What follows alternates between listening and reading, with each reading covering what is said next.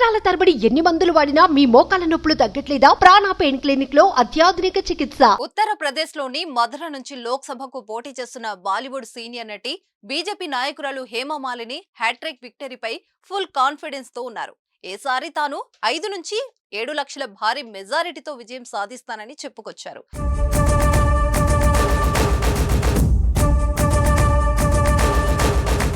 ప్రస్తుతం 13 రాష్ట్రాల్లోని 88 స్థానాలకు రెండో విడతలో భాగంగా పోలింగ్ జరుగుతుంది.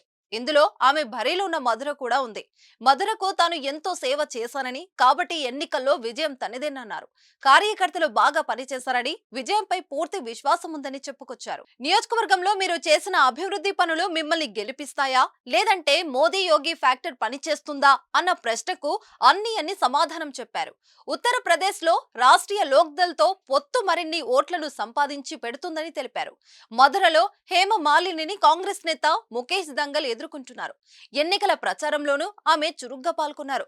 పొలంలోకి వెళ్లి రైతులతో కలిసి గోధుమ పంటను కోశారు. అందుకు సంబంధించి ఫోటోను సోషల్ మీడియాలో కూడా పెట్టి ప్రచారం చేశారు. 2014 ఎన్నికలో మధుర నుంచి హేమమాలిని 3 లక్షల ఓట్ల మెజారిటీతో ప్రత్యర్థి జయంత్ పై గెలిచారు. ఈసారి 5 నుంచి 7 లక్షల మెజారిటీ అంటున్నారు హేమమాలిని.